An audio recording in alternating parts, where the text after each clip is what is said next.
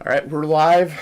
Dietry's MMA Hour. Finally figured out the technology to go live. I'll give everyone a couple minutes to start filling in. Shout out MGM Resorts International. If you guys are looking for a Vegas getaway, look no further than MGM Resorts. And if you guys are looking to have your Vegas getaway at home, I know a lot of people are still kind of in lockdown, afraid of COVID, can't travel. Use BetMGM for your sports betting needs. Um, with plenty of places on the strip, that's where we stay when we go out to Vegas. Uh, they've been really good to us, and we're going to be really good to them. So, MGM Resorts International, look them up. They have places all across the world, including inside 5 states currently in the United States. Might be up to 6. I have to look up on that. But yeah, letting people kind of go in. We'll talk a little bit Eagle FC. We'll talk about Bellator 273. We'll talk anything that you guys want to ask in the comments. Feel free, and then we'll continue to move on from here. But yeah, let's give everyone a couple minutes to start filling in. Feel free to ask any questions that you guys have along the way.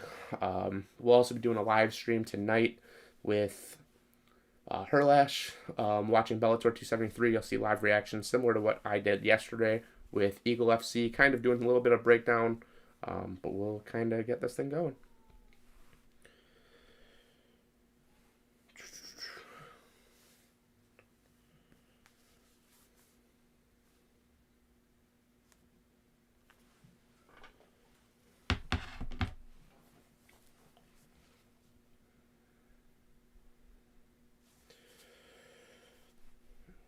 Kind of upcoming schedule. We're going to have some guests coming onto the show. Going to be really digging deep, kind of getting more people to come and more content out for you guys is what I should probably be saying. But it's going to be a lot of fun.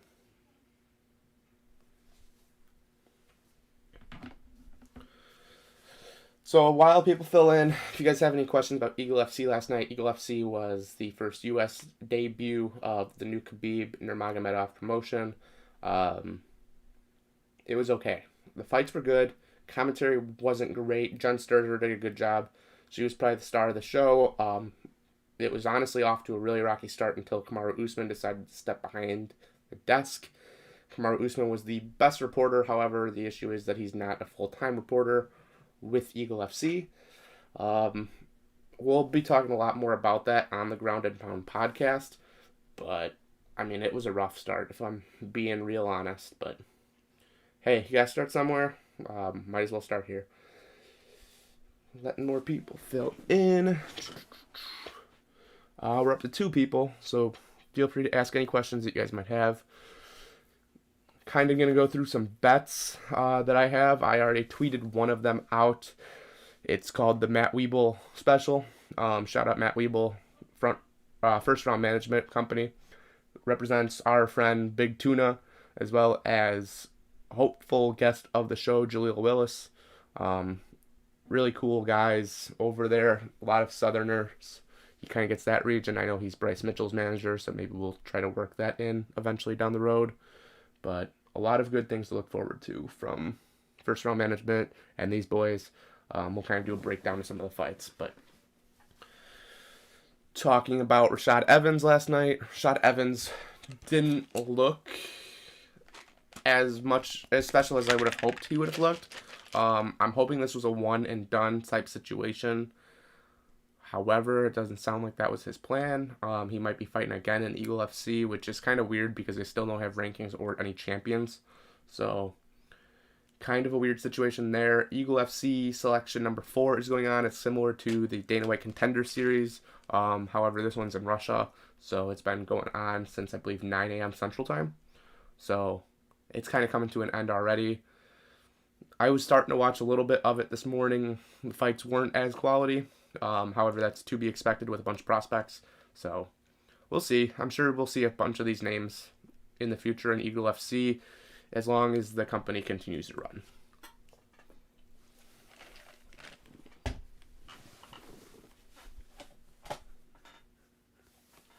should probably tweet out the link, but give me 1 second, boys and girls.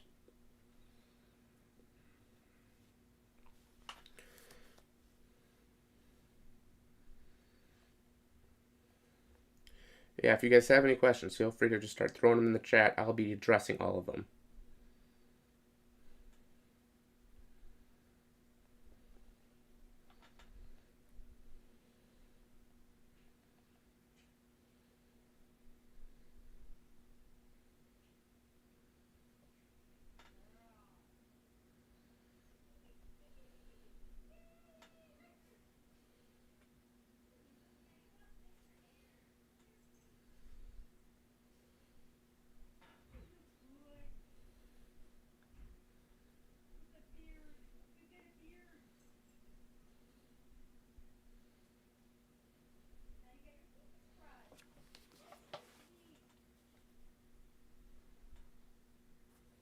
Right. Just tweeted out the link. I'm hoping that brings a couple more people into this. Feel free to ask any questions that you guys have. Also, with Sam being here, we're probably going to go live on Twitch tonight, playing UFC. We'll have the video screen up for you guys. That way you guys can kind of tell us that we suck, do whatever you guys got to do. We will have our live reaction probably in a corner. It won't be the same setup as we've had for the live streams. But we'll be continuing to do some more work. And then in the meantime, let me actually pull up the card for tonight's Bellator event. Shorter card, by the way. So, honestly, I like a lot of the fights stylistically. I do like some of the names that are on this card. I don't think they have as much of a chance, but it's going to be a fun card. It's going to be short, but it's going to be quality fights through and through.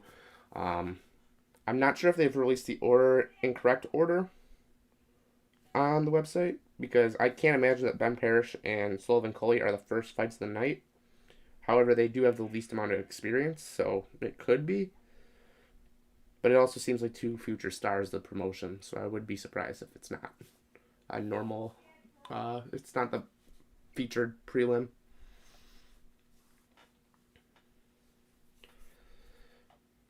Let's go to the actual website, not Tapology. They might have a little bit better of a list.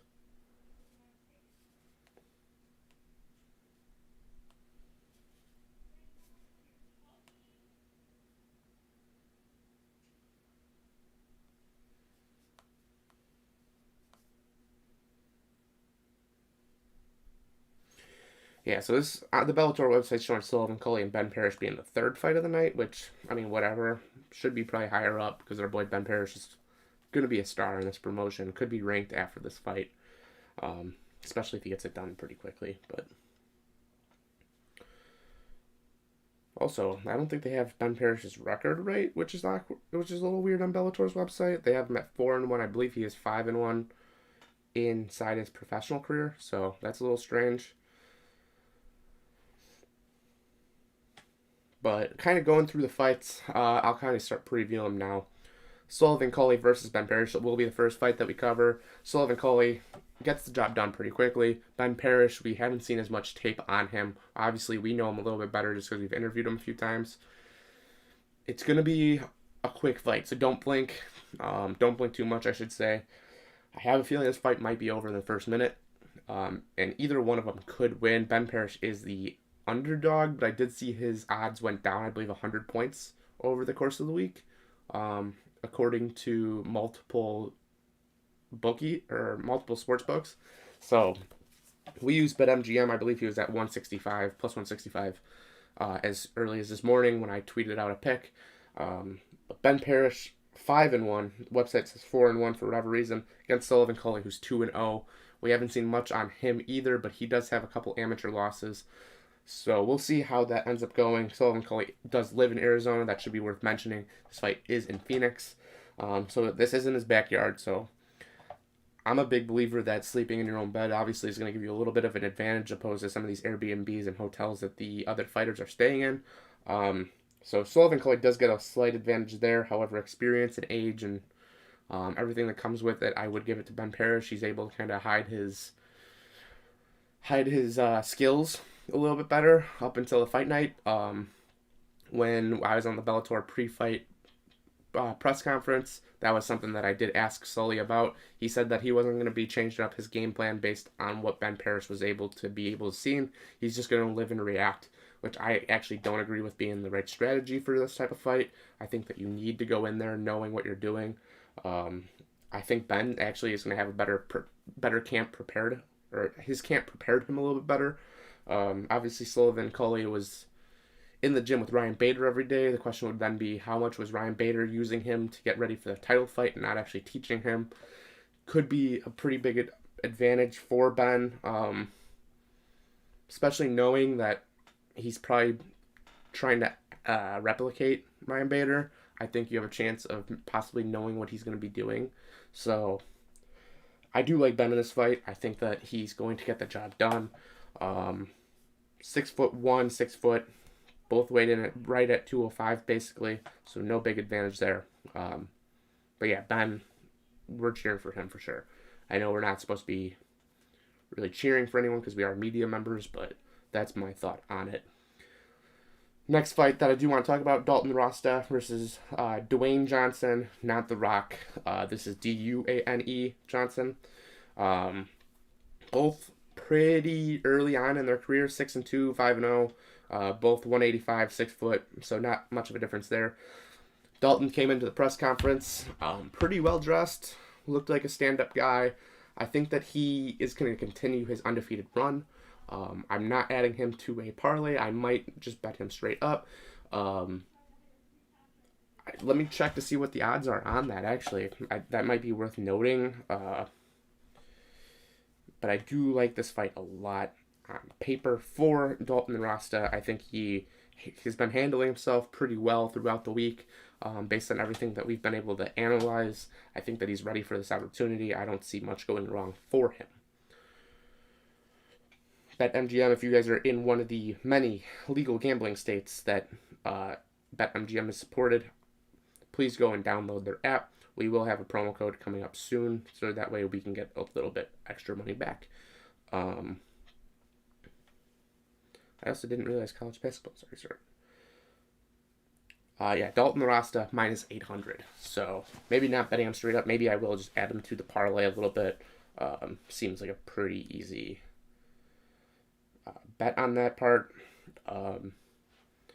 Honestly, I like the rest of the prelims, but not much to really talk about. So let's go into the main card. Jaleel Willis, Saba Hamasai. Jaleel, we don't have much tape on him either, so it's kind of nice. He is 15-3, so there is a lot of professional experience. Saba does train out of American Top Team alongside Dustin Poirier. I believe I saw on Instagram Poirier is at the event today, inside the corner for Saba, so that's really nice that he has an experienced fighter in Poirier kind of coaching him through this. Jaleel is minus 225 on BetMGM Sportsbook. Saba's 15-10, so he has had a lot of losses in his experienced career. I think this is going to be a better fight than what the odds show. I still would give it to Jaleel. So Jaleel, minus 225, seems to be a good pick. I like it a lot. I'm going to skip past the Aiden Lee and Henry Corrales fight. To be honest with you, I just don't know enough about their fight styles to give you a good representation. So going into the Benson Henderson versus Islam Mamedov, I believe this is how it's pronounced. Islam's 20-1, if I'm not mistaken. Benson's a MMA legend, so going to be a fun fight. With a win here, Benson would throw himself back into the title conversation. With a win for Islam, he's probably still back in the title contention, possibly as his next fight. Benson needs a big upset victory. He's plus 360. I'm staying away from this fight. Not adding it to any parlays, not adding it for a little bit of extra cheddar. I don't know who's going to win this fight. I think this is much of a toss-up. Should be probably a pick-em. And usually when that happens, it's usually the underdog that comes up out on top. So Benson Henderson plus 360. I'm not betting that. I'm not officially betting that. I'm not telling you to bet it. I'm just saying watch out. Ryan Bader, Valentin Moldavsky, main event. Ryan Bader plus 175. Moldavsky minus 225 on the BetMGM Sportsbook. I will say I didn't like the professionalism out of Moldavsky at the pre-fight press conference. He was on his phone for much of it. Now, there is a question, was he just using a translator? That could be. If that's the case, then I could be completely wrong about everything I'm about to say. Moldavsky didn't look like he was much engaged because he was on his cell phone. He also had a translator there, so I'm not sure why that would be what the app was that he was on his phone. It looked like he was texting. I could be completely wrong because obviously this was over Zoom. But Moldavsky seems to be almost doing this because of Fedor, not because of him. Usually when a fighter goes in there because of other reasons than not that he wants this fight, he is the interim champ, so this is obviously a championship fight, but it doesn't seem like he is as prepared. He's kind of looking past this already, just trying to send Bader into the retirement fight with Fedor Emelianenko. Don't like that when fighters do that. It kind of sets them up for failure. We kind of saw it with the UFC with Amanda Nunes kind of looking past Juliana Pena. I actually think Juliana Pena is a better fighter between the two, but Nunez was kind of looking past it for this mega fight with then teammate Kayla Harrison. We saw how that ended up. One of the biggest upsets in UFC history. Juliana Pena upsets Amanda Nunez. We've also seen it with many of the Conor McGregor fights. Not saying he looked past Poirier, but I believe Conor is still better than Poirier, regardless of what the result was of the last two fights. Then we saw Poirier going into this title shot. A lot of things were already being talked about, how he was going to finally be a champion, blah, blah, blah, blah. Doesn't actually get that chance because he didn't become the champion. Charles Oliveira submit him early round 3. So I don't like when fighters are already looking at the next fight. That's usually not a good sign. And for Valentin, he's not even looking at the next fight for himself. He's looking at the next fight as a corner man for Fedor, who is possibly the greatest heavyweight of all time, debatably with Stipe, Ngannou now, some of the old-time UFC legends such as Cain Velasquez. There's a lot of names that you could throw into this pile. However, Fedor could be the real option, even though he never fought in the UFC, which is a real shame, especially at his age. So, not liking the attitude of Valentin. He obviously is a big favorite at minus 225. Ryan Bader, experienced UFC, ex-UFC fighter, MMA legend of the sport. He's coming up on his end of his career, just like Sullivan Coley. He is fighting in his home state of Arizona. I do like that usually for fighters. Again, sleeping in your own bed is much better than a hotel room. He obviously doesn't have to adjust to the time. I would hope by now Valentin has adjusted to the time, has his corner, because I think Fedor just showed up 2 days ago. Could be a little bit tired tonight at the Footprint Arena. So, I don't know what to think of this fight. I think that it's going to be pretty close. I think every fight on this card could be either just an absolute war or very close. And if this fight goes later and later into the fight, I have a feeling this is going to be a Bader fight. If Bader gets rocked at the beginning, it's going to be a long night for him, or a very short night. There's a very good chance that he gets finished in round 1. If he can get out of round 1 virtually unscathed, it's going to be advantage Bader all day. He's got the cardio to do it inside his own bed, as I said. Coming out of Doom Crew, I believe, is the gym in Phoenix. Him and Sullivan Coley, I think that they might go 1-1 throughout the night. The question is going to be who's the one win, who's the one loss. So, I like Bader plus 175. However, that's not going to be one of my official picks. So, going into the parlay that I am putting together, and I'll build it with you guys right now. We're adding Ben Parrish, which, why did they just take the odds down? That's not good. Stay with me. They literally took the odds completely down, so let's hold off on that. Hopefully it comes right back. Definitely, last thing I want to hear is that this fight got taken off morning of. But let's add Dalton Rasta and Jaleel Willis. This is getting a little scary. What is going on? I'm hoping that there's just a big swing in the odds. Let's look it up real quick.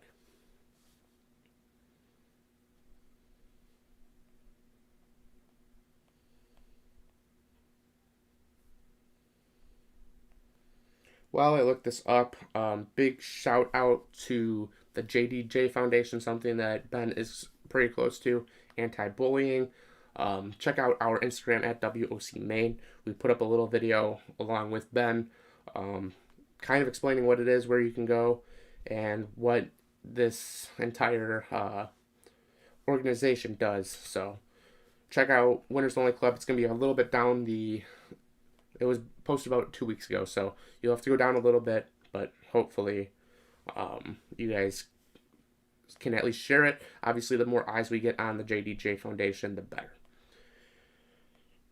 Looking through Twitter, it doesn't look like there's anything saying that it was taken off, which is a good thing.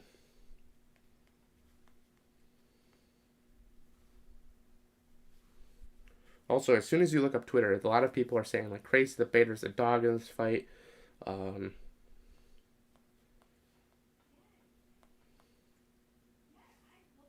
But let's see. Bellator's official Twitter does not say anything, so I'm guessing it's just a big odds change.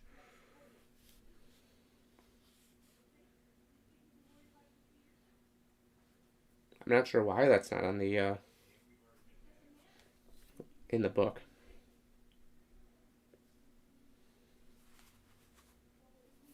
It's loading for me.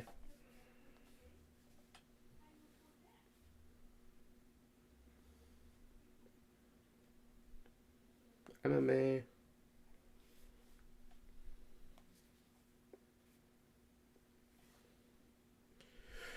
Well, to give you an idea, I had this morning just a Cully, or I mean just the Parrish and Jaleel Willis, the Matt Weeble special.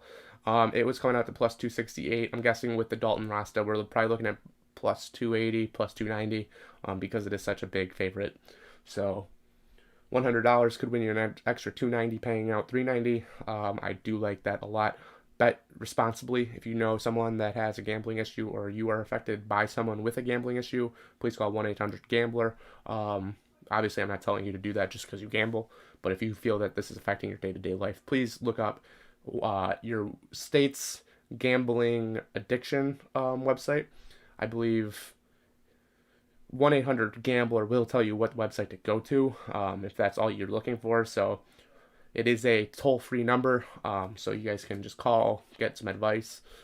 They're not going to give you betting advice. That's not what the purpose of it is. They're not going to give you some locks. That would be pretty cool, but not something that they do. Instead, come to us. We're not responsible for your winnings or losings, but if you guys have a gambling addiction, please take it seriously. It's just as bad as anything else, such as alcoholism or drugs, or caffeine. A lot of people with caffeine dependencies, including myself.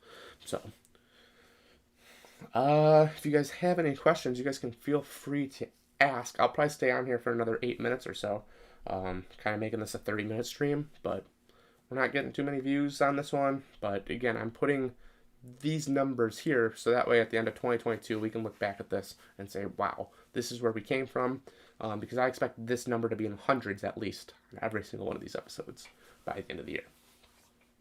So, if you guys don't have any more questions, I'm going to kind of stay up to date on the Ben Parrish issue. I'm not sure what's going on, but we'll find out soon, hopefully. Bummer that we aren't in Phoenix right now, but that's okay. We will be at UFC 272 in Las Vegas at the beginning of March. We will not be at 271. Just doesn't make sense for us to go to Houston.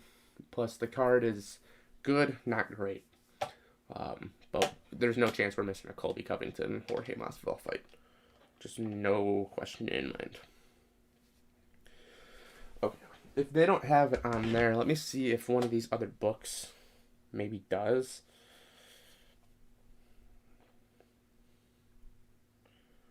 Time reminder.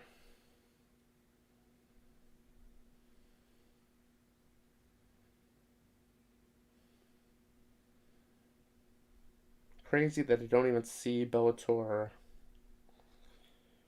inside the recommended DraftKings. Which shout out, it looks like, okay, Ben Parrish went down quite a bit on the odds. Now down to plus 175, so it looks like the books are probably going to be adjusting that right now. So Jaleel, Dalton, Ben Parrish, plus 338 on this book. So it's going to be similar to that. I really like that value. Bet responsibly. Don't bet crazy amounts if you can't afford it. Bet what only your wallet can allow. There's no unit shaming. My unit is different than your units. Just how it goes. And honestly, let's get in the habit with your friends. Not talking about I bet $10. I bet $100. Instead, just say I bet 1 unit. I bet 2 units. Have a set number. That's where gamblers go wrong. So, bet responsibly. Bet within your means. That's something that's huge. Obviously, you don't like 1 unit. That could be anything. It could be $1. It could be $100. So, I really like the verbiage too. Doesn't give anyone some crazy amount. Obviously, if you're at a bar, you just say, I bet a unit on this game. They're going to be like, okay, so this is an average game for him. If you say, I bet 5 units, they're going to be like, oh my God, this guy's probably risking some money. Could be $5. Who knows? Could be 50 cents if you're a 10-cent better. I know people that are like that, and I have no problem with them. I know people that bet a quarter on just games. Hey, to each their own.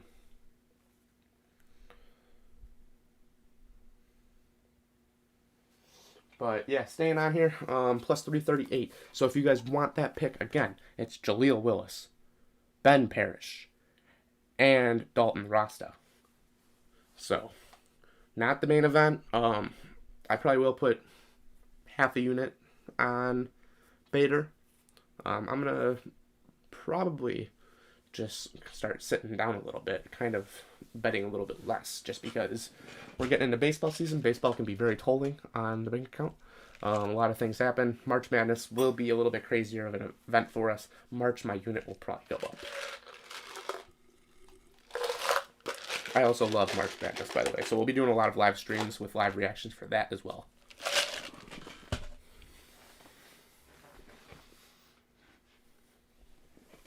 But yeah, if no one else has any questions, we're probably going to stay on here for another 3 minutes. Got a lot of big guests coming on Ground and Pound. So we'll see you guys a lot in the future.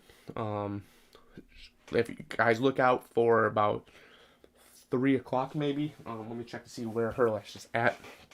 But we'll be dropping a first and goal episode of the conference championships. As well as we got a bunch of NFL draft prospects coming on the show this next coming week. So even without NFL being played, we're not going to cover the Pro Bowl because Pro Bowl's stupid. We will be putting out some interviews with some of these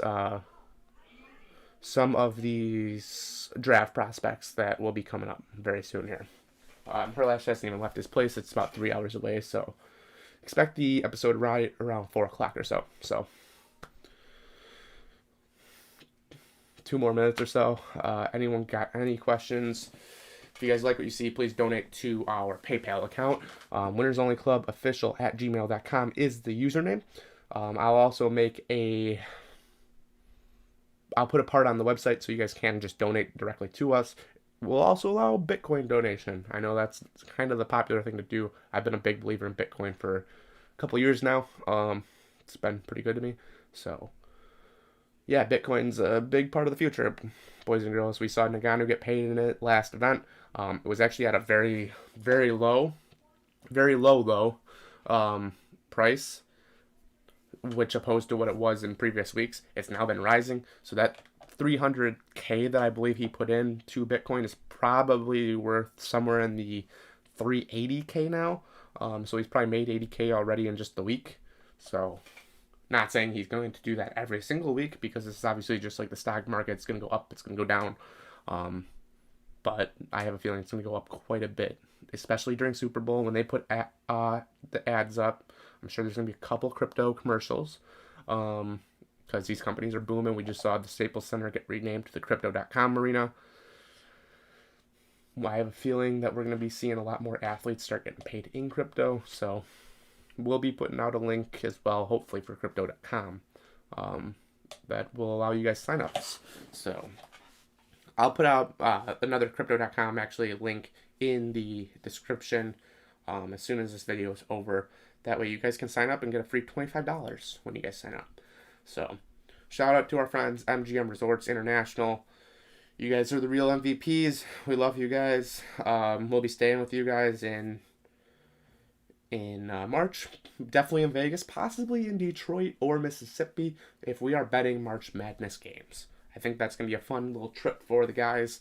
We might go to Detroit, which I know doesn't sound as fun. However, we're staying at an MGM resort, so it's not even like you're staying in Detroit. You're staying in paradise. So we'll see you guys later. Check out Ground and Pound Podcast. We'll be putting out new episodes weekly. Have been already. We'll be putting up some more fighter interviews here shortly. We got some big names coming up, including a UFC heavyweight, a possible PFL woman that has won plenty of awards. I'm not going to say her name, but I think you guys already know who I'm talking about. As well as we got some fan favorites coming up. I'm not releasing any names in case they do fall through, but we'll see you guys, and we'll be live on Twitch tonight, live stream tonight. First and Goal podcast.